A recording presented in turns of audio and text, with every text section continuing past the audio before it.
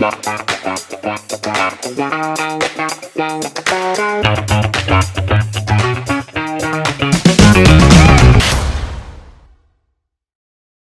back to It's the Capital Call, where we have keep it simple conversations about real world problems and real life solutions to hopefully help you avoid that dreaded capital call in your business. Today, we have with us Thoran Rodrigues of Big Data Corp. Thoran, thank you for joining us on the podcast. Thank you for the invite. It's a pleasure to be here. Now, Thoran, for those of us listening at home that may not be familiar with yourself or your journey thus far, can you kind of give us the 20,000 foot rundown of what that's looked like to date? Yeah, absolutely. So, well, the first thing that I always say is I'm probably one of the easiest people to find in the internet ever, because if you look up my name, there's only one person with my name in the entire world. So anything that you find, good or bad, is going to be me. So it's pretty straightforward to find me. But yeah, I mean, I have a technical background, so I was basically did computer engineering back in college and did masters and really specialized in the technical software development side of things.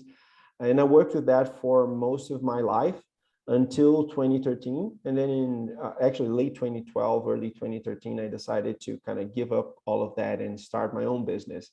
And so, I did that. As these things go, you kind of focus on one problem, end up solving another, have a very interesting journey along the way. But we've been in business for the past 9 years. We've grown into probably one of the most relevant companies in the data space, in the big data space, in all of Latin America, and it's been a very, very cool ride. So phenomenal, 9-year ride. And quite the journey. I'm sure there's a ton of practical experience that you've been able to pull out of that journey that our listeners, our investpreneurs at home could probably take and apply in their business. I know today we're going to be getting deep into the weeds of kind of prioritization realistically, as a founder, where can you put your effort, time, energy into the best practical places in the business. Yeah. But before we jump into that, curious, right? So 9 years ago, you're getting started. What was kind of like that catalyst? What was like the decision point that pushed you forward and said, hey, I want to jump into this journey that is entrepreneurship? Right. So I think a couple of different things kind of helped me along the way. The first one was I was kind of sick, and so I used to do a lot of work for consulting firms. And I was kind of sick and tired of the consulting world. I mean, you learn a lot, you get to know a lot of people, you make excellent contacts and so on. But I was tired of it. I was just, kind of tired of the same day-to-day jobs and some of the things that goes on in that world. And I wanted to work with something that was more like product oriented, right? I wanted to build something that was really more product and experience a little bit of what was, back in 13 kind of really taking off as a revolution in terms of, technology products being sold to companies and the whole cloud bandwagon and big data. Back when we started, almost, at least in Latin America, almost no one was talking about big data. And I said, hey, maybe I can pull all of these things together. And then it brings us to the other thing that really pushed me along was finding kind of a problem that I felt based on the knowledge that I had that I really could solve, which was a problem of really capturing data at a very large scale and bringing some information that didn't really exist before we were doing that work, bringing that to market. Business ended up being a lot different from that, but that's the way these things go. But but those are kind of the catalysts. So finding a problem and having the need really to jump into something that was different from what I had been doing so far. That's fascinating. So, and it almost sounds like that ownership of it, you're in the experience, the role as the consultant, you're kind of solving other people's problems for their dream, their journey, etc. And you're rotationally doing it with a whole bunch of different clients, and that concept of grasping at your own and taking that ownership, it seems like was important. And having the feeling that what you're doing is benefiting a lot of people at the same time, which I think is really different. As you said, when you're consulting, you're kind of solving other people's problems. And even though you're really solving kind of the same problems over and over again, you're doing it individually, and you just feel like, well, it would just be so much more efficient if I could solve this once and apply it to everyone. At scale. So exactly. Yeah. Now, so we promote with our investpreneurs and investpreneurship. We highly recommend that folks just starting out, go get a job, get somebody to pay you to get experience, take all that experience, some of that pay, go build an asset on the side, get your asset to match your income and level up. Yeah. Would you recommend for those listening that are maybe at that early stage of their journey, do you think the consulting route, if you were to go back, would you change that? Or do you think that that was a good path forward to kind No, of break in? I think it was an excellent path. I mean, as I said, you get exposure to the market in a way that you don't get when you're working for other types of companies, especially in the technology side of it and business process side of it. If you're just working with when you're working with consulting, you're just getting exposure to so much of the market, and you're seeing a lot of times the insides of many different types of companies and how many different types of businesses work. So you're getting exposure to that. You get to work at some very interesting problems, because usually a lot of the more interesting problems, people will hire outside consultants to help them solve. And it really helps with the networking. So it helps you create a network of contacts, which is fundamental to building anything else. Right? Truly, So the relationships matter. I appreciate you for exactly. just taking a segue into that, just for the folks listening, because I know that this is a question that gets asked all the time. Now, Yeah. if you were to rewind back and remember kind of that early stage, because you've been on a bootstrapping, for the most part, a bootstrapping journey, which is just so phenomenal. And to be able to do it for that long, it's just such a phenomenal trajectory to be on, and a journey. How did you do that? So if you were to rewind back to literally like solving the problem of bootstrapping this business, kind of where were you putting your attention, and how were you kind of itemizing what needed to get done when? Yeah. So I think, as you said, I think prioritization and figuring out where to spend the time is kind of one of the most important aspects of it. And in a certain way, I kind of fell into the proper prioritization of my time kind of by accident, right? So as I said, I have a very technical background.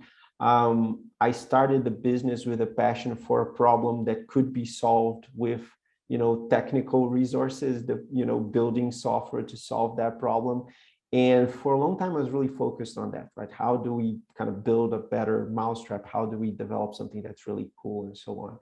And because I felt I was probably the most qualified developer in the team, because I had more experience, I had done more things, I just felt that a lot of my time had to be spent on that. And I was kind of, I ended up moving into sales and moving into the other parts of the business kind of by accident, because nobody else wanted to do it. So I got to kind of push. So I mean, you're the founder, you have to do this, and I got pushed into the other things. But I think first I had to learn to enjoy these things and discover the challenges in these other things, which were not necessarily what I had imagined myself doing when I started.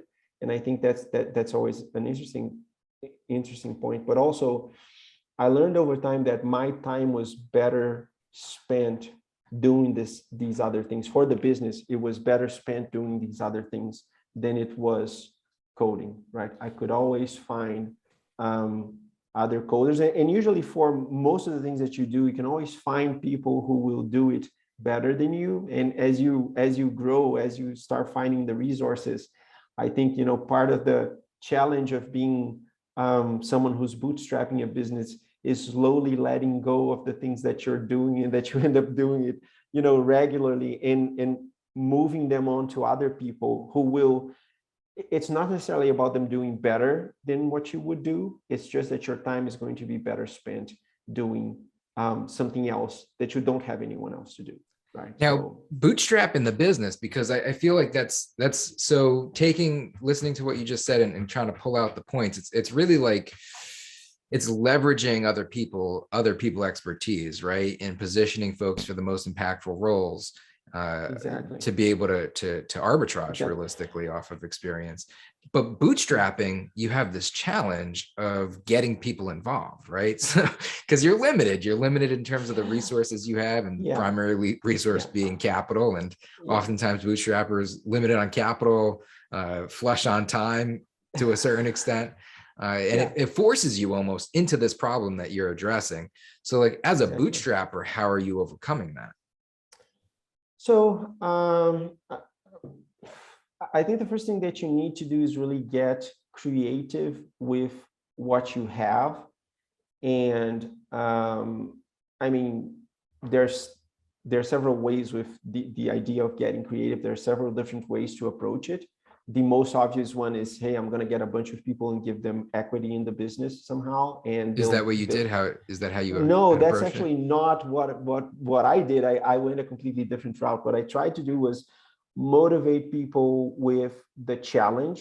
And I think I was lucky in that way that, as I said, most people weren't really talking about the technical stuff that we were doing back when we started. So we kind of offered an outlet for people who wanted to work in this like completely new market, completely new technologies. We kind of offered an outlet, and that's really compelling, especially from a technical perspective for the kind of the developers, the day-to-day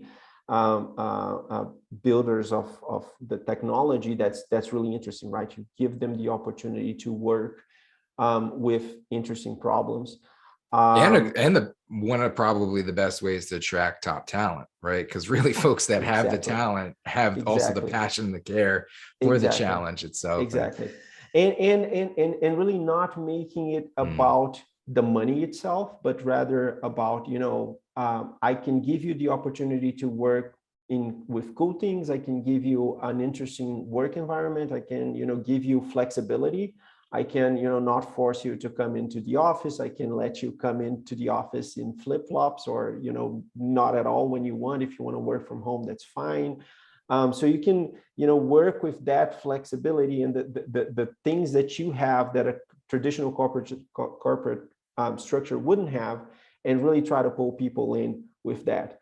And also, you have to become really good at kind of uh, um, kind of sort of raising talent. So, we started working with people who were fresh off of college, who were still doing their college courses and hadn't even graduated yet. And I had to learn to work with these people who didn't have sometimes didn't have any prior experience, but were, really brilliant, and could really contribute.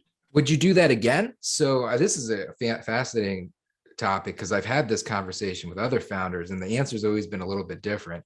Because typically, like we're doing that because we don't have the capital, and we're kind of there's always a deal to be done, right? So there's always a Yes. deal to be done in the world, and if Yeah. there's a problem, there's always a solution. And in this Yeah. situation, the deal to be done was to go to that talent and offer the opportunity to be able to capture the opportunity to be able to grow the business. Yeah. If you had the capital, would you take that same route, or would you approach it differently? Or, I'm just curious. That is a very interesting question. So the way I look at it now, and probably if you were asking me this maybe 2 years ago, I would probably answer it differently. But the way that I look at it now is, if you learn to develop talent when it's young, when people, are just coming off college, when people are still not in college, or even people who didn't even go to college, but they are just starting out in their careers. If you learn to develop those people, you can create a talent pipeline that is, first, much cheaper than trying to hire more senior folks, but also is much more aligned with the corporate culture, right? Because Mm, it's much easier to create the corporate culture with people who've never had any other experience, and not bringing their, preconceptions, whatever they may be. And, there's good and there's bad, not really judging value, but it really allows you to create the culture that you want, because you're kind of starting off of a blank page, right? And one of the big mistakes that I feel we made over the past 2 years, and that we're fixing right now, is really kind of drying up that pipeline of young people. So we came to a point where we had a very big team of really junior people, and we felt like, hey, we need to bring in more senior people to manage these guys and kind of give them a direction, a sense of Scale them up a little bit. scale them up a little bit. But we kind of did that and forgot about the talent pipeline. We kind of stopped hiring the people who were just starting off. And now we actually have an issue where you have to go back and it's just much harder to hire people with experience, and the internal talent pipeline is kind of dried up. So we have to go back and reconstruct that. Which is, that's fascinating. That's a very practical. I mean, I think that's a practical problem that is fast forwarding the videotape for a lot of the audience, a lot of our investors, to potentially solve that proactively, to avoid that as a potential issue in the downline. And I'm sure there's I know for a fact there's a lot of folks at similar stages that are experiencing the exact same thing right now. It's such a war on talent, and if you don't have the systems in place to be able to support it, it's a challenge for sure. Awesome. So our target right now is we want to rebuild that pipeline and always have somewhere between 15-20% of our people being either people who are really just starting off their careers. Now, if you were to go back to landing the initial customers, right? So revenue is a real thing, money's a real thing. There is this requirement of capital. Did you find it where it was a challenge to initially get to that initial customer, or was it something that was actually there's a fairly decent path because you were so early into it? No, so the challenge that we faced is that we had something that was really interesting, but then nobody was actually willing to buy. So it was a very interesting situation to be in, where we had, we built kind of these market reports about the data that we're capturing and everything else, and we put some intelligence into it, and we kind of packaged it as a set of reports that we would be selling to clients. And when we went to talk with the market, right, I started, kind of leveraging the connections that I had made before to talk to people and present what we were doing. And we came up with a situation where everybody found the numbers fascinating, but there wasn't a market. People weren't willing to actually buy the reports. So it was a very weird situation to be in, where, everybody thought it was really cool. Everybody loved what we were doing. We would get, PR. We still get PR for the reports because we still put them out. But these days we don't sell them anymore because we know nobody's actually willing to pay for that. So I think the very interesting thing was to keeping an ear open, because actually it was in one of the client meetings where I was presenting, and the client came up to me and said, hey, what you're doing here is really cool. And the reports are really interesting, but if you're already mapping out the market, if you already have this data, why don't you repackage in this particular way? And then if you do this, and if you sell me these particular data points, then I have the budget to do that. I can fit it into my processes and I can start using it.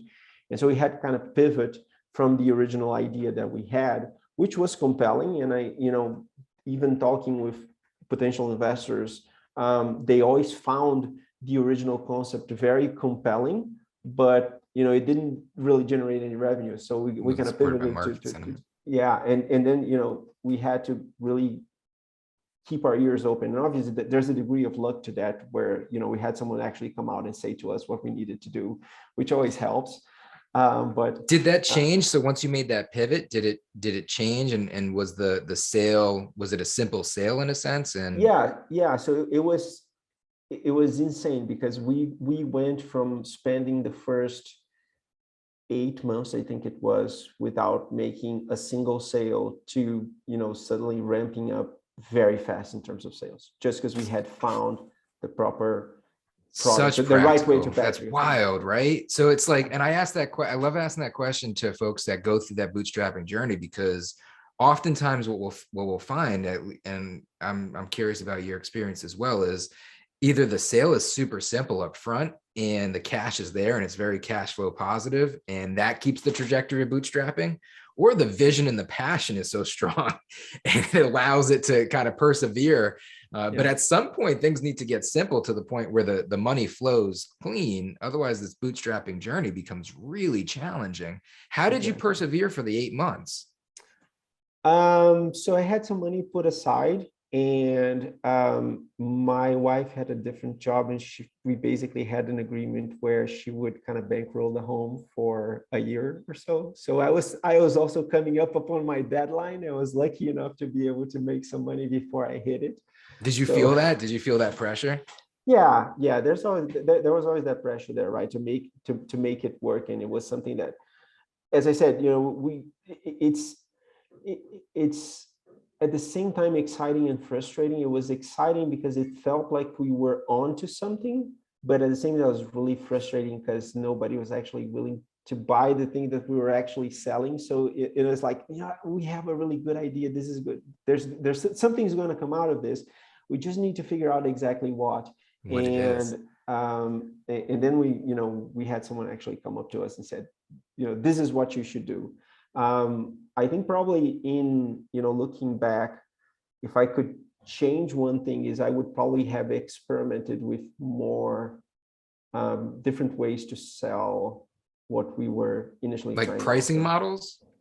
Not only the pricing models, but the delivery itself, right? So as I said, the basic idea that we had originally was to sell reports, and there was a web interface and everything else, and but basically we were selling reports, right? We were trying to sell market intelligence, and we kind of stuck for a long time with the same kind of sales pitch, even though it wasn't really working, and it probably took us a little bit longer than it should have to figure out that it wasn't working. And as I said, we got lucky that we had someone come up to us and said, this I'm not going to buy, but if you package it this way, yes, I will. If we had iterated more on the way that we were packaging the product and selling it, probably we would have arrived at a viable business sooner. Yeah, this is such an important conversation because I feel like it is truly like that make or break point. So when we look at companies all the time for acquisition, and a lot of the times the companies that we're putting offers on are folks that didn't figure this out, or they didn't have somebody to come and just say, hey, this is what I want to buy. That the fact that you had somebody literally come to you and say, this is what I want to buy, just sell me this. That seems like the game changer there. And I was curious, that's why I was asking about, that pressure, because sometimes that pressure gets so intense and we're like, we just need to figure this out. Like, we just need to figure this out, team. Let's just go ask people what they want from us. Like, what are you willing to pay for? Yeah. So maybe that was something that we should have done. As I said, we got, in a big way, we got really lucky that we had someone come up to us and tell us what they wanted to buy. Because I know that that's not unusual experience. That's not something that regularly happens, right? So we got really lucky. We could have approached it a different way. We could have asked people. We could have experimented with different offers. We could have done a bunch of different things that we ended up not doing. And I think in some ways, the challenge when you have a vision and something that, as I said, the market was really receptive. So everywhere that we went, everyone found what we were doing fascinating. And kind of the challenge there is, okay, so if everyone finds it fascinating, why am I not getting sales?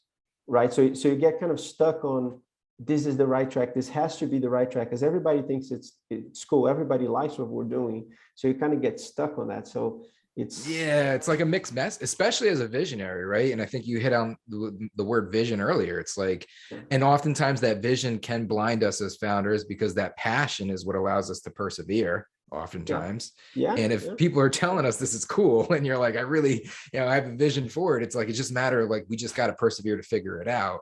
And then that gets you into that testing mode, and more of like, let's test, iterate accordingly, as opposed to just go to the market and ask.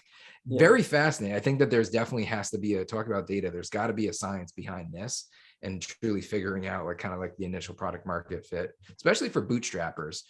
That's interesting. So fast forward, now you figured out the product market fit and it's generating cash flow. What was that moment like? And then where did you go from there?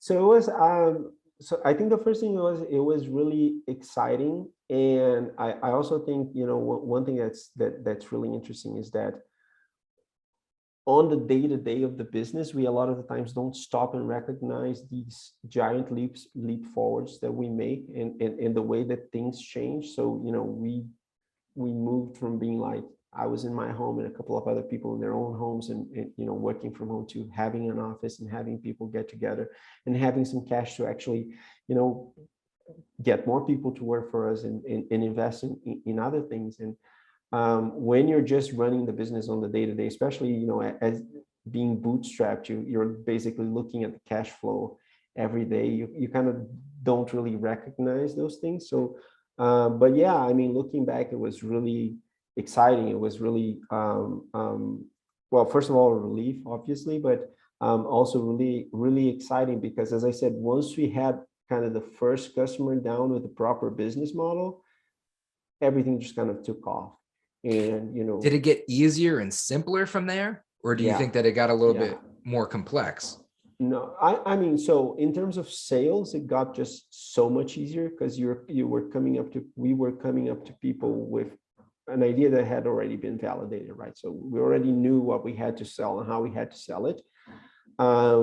We could do, you know, you can experiment a little bit with pricing, you can change the way that you're charging for things, and everything else, but you know, the basic product in terms of what you're selling in what value you're delivering that you're charging for, that had been clarified for us. So that made things so much simpler.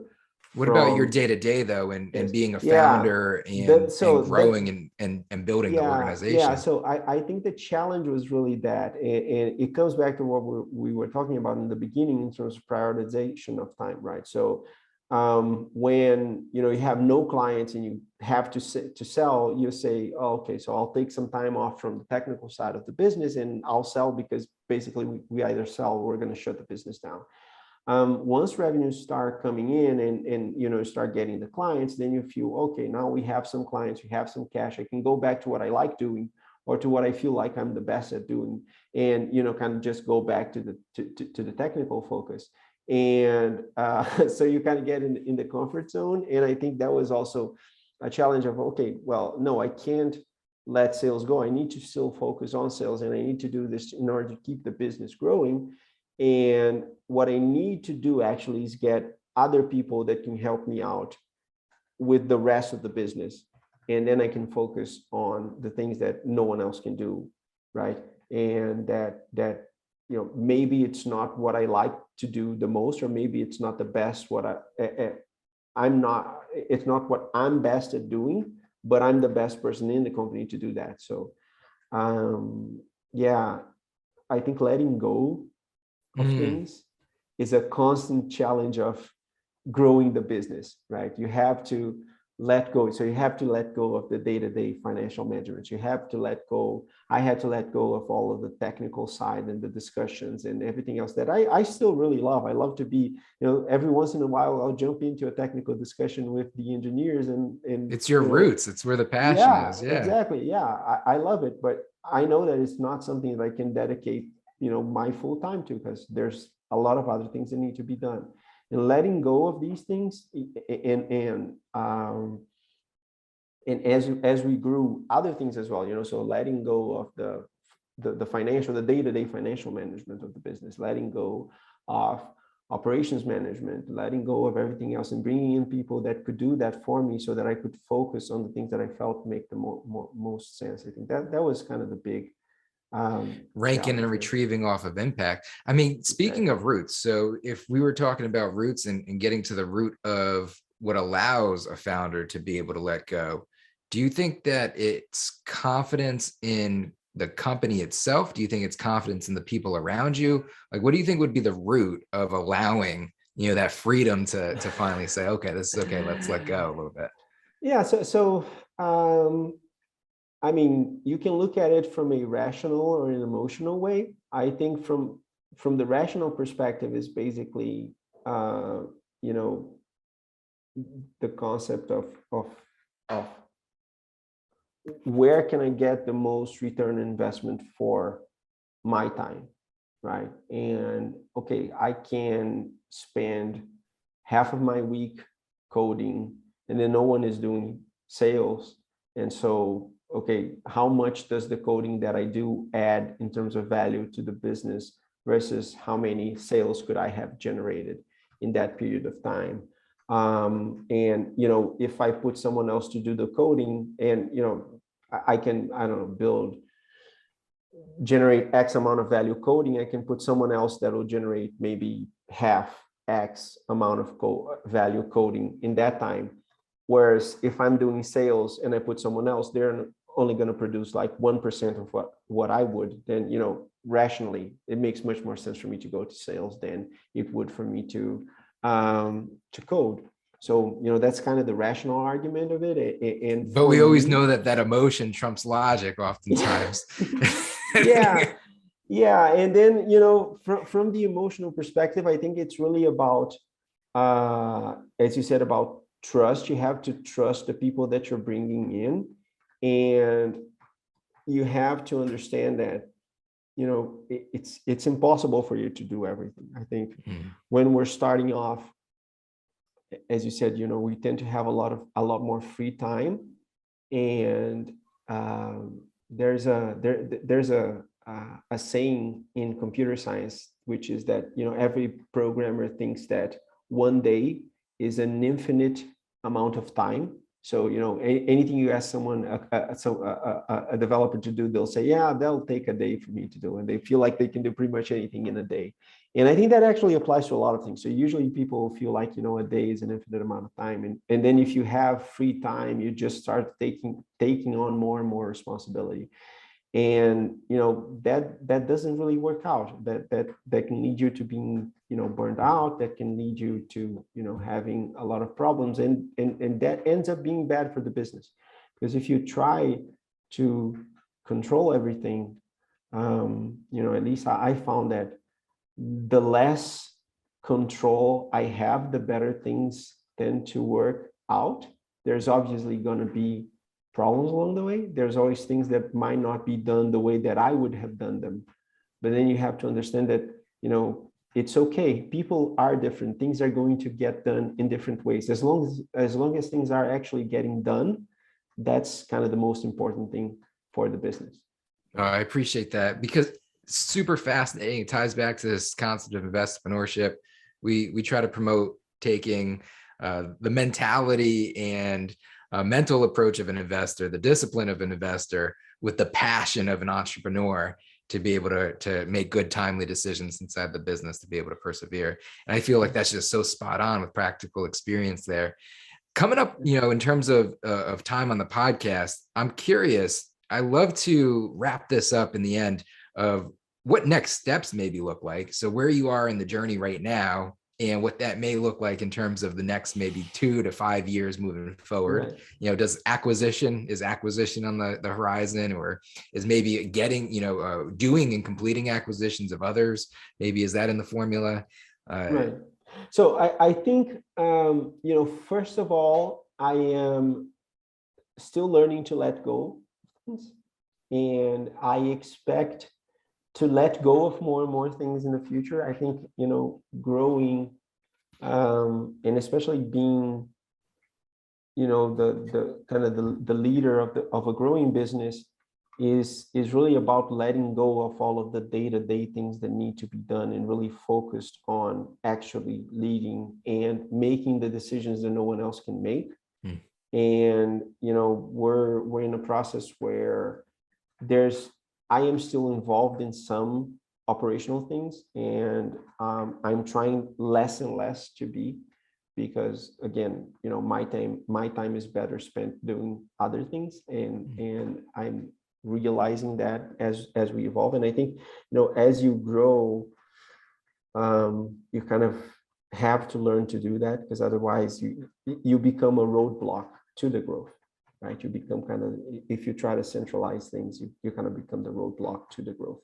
And for me in particular, I think, some areas such as sales and a few others are areas where I'm right now learning to let go of things, and slowly, pushing the responsibility for things. I hate to say pushing it on to other people, passing it on to other people. I think it's delegating successfully. Yeah, delegating, exactly. Allocating resources in the right places exactly. To make the best possible impact. And trying to create the processes to ensure that people will succeed, and I will be at ease. I'll have the visibility that I need to be at ease in terms of things actually being done, or being done in a way that I feel like they should be, and at the same time giving the whoever's taking responsibility for things the flexibility to do them in the way that they feel is the best way to do it. So I think that's probably the constant challenge of growth is really letting go. More of that. Exactly, more and more of that. Are you optimizing? How are you optimizing the business? Are you optimizing for value, market value, or are you optimizing for lifestyle? Like, what's your parameters in terms of how you make decisions? So right now we're optimizing for value. We're trying to. So for a long time, and this is also something that I think comes from my background.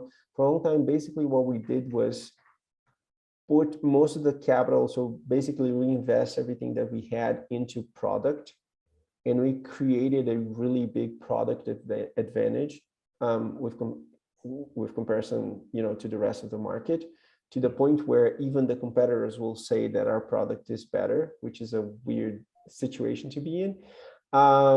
And then we didn't really invest a lot in the kind of auxiliary areas, like auxiliary functions like marketing and sales and everything else. We had, obviously we need to have sales, otherwise we wouldn't be generating revenue, but it never was really a strategic priority for us, the investment in sales and marketing and everything else. And that's something that we've really focused on, because the way that we see it is there's a lot of kind of low-hanging fruit value to be captured in the business if we just spend a little bit of time and effort and money in these things. So right now, that's what we're doing. We're really focused on optimizing for value and capturing as much of that value as we can.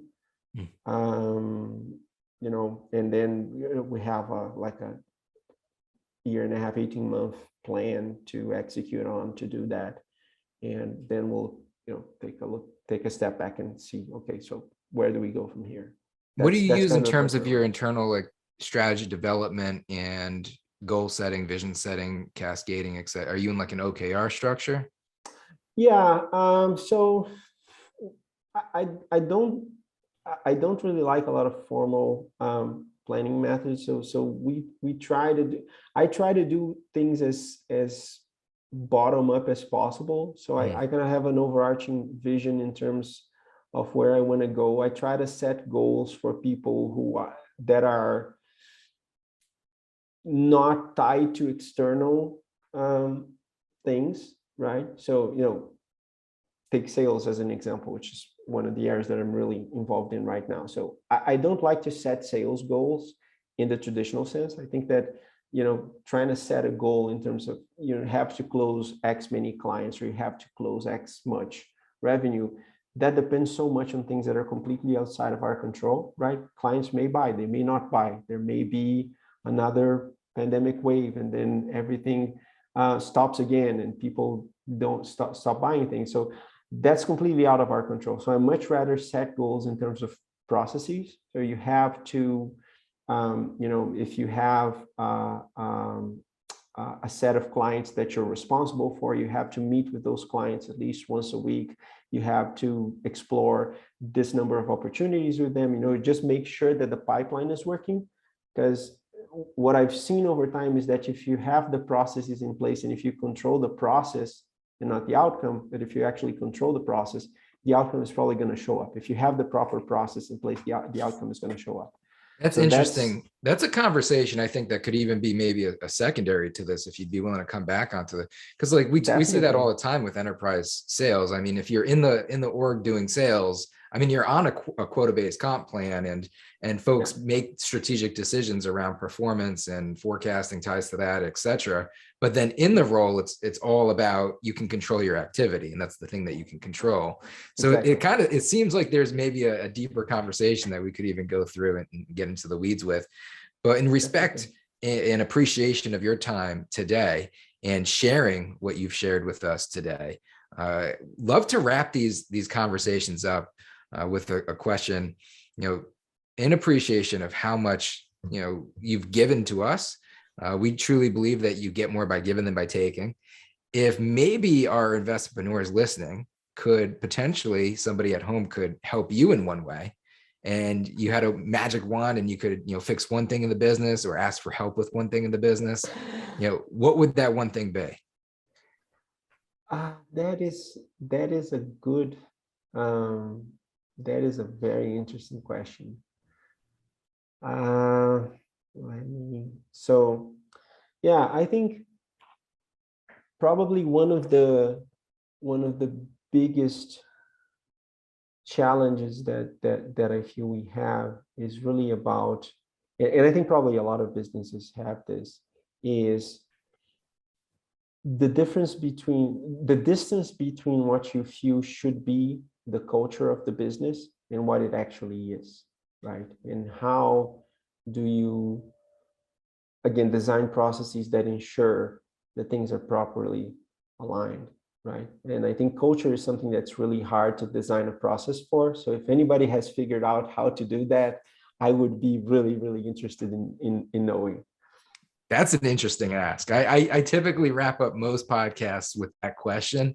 And I think that was probably one of the most interesting asks of help, definitively, because that's a real problem to potentially solve too. And it's also potentially a great catalyst for maybe somebody listening at home that wants to, maybe get into a business and needs an idea and a problem solution to potentially lean into. Now, if somebody does have a potential solution for you, what would be the best way that they could maybe get in contact with you or follow up appropriately, Right. if they were to try to do so? So probably the easiest place to find me is on LinkedIn.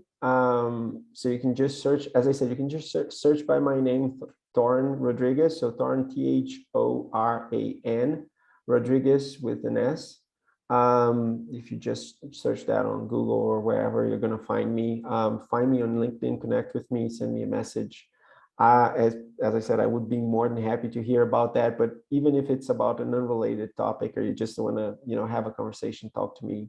I'm very open. I don't necessarily reply right away because there's a lot of things going on, but I always do reply, and I always try to make some time to have conversations with folks.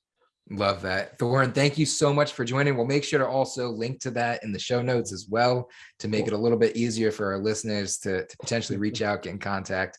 Thank you so much for taking the time with us today. Hopefully we can actually have you back on the episode again sometime soon.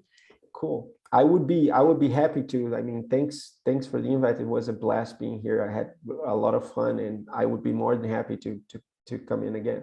Yeah, I feel like just in 9 years, so much practical experience that we probably can go into the weeds with so many other things. Thoran, thank you again. Thank you.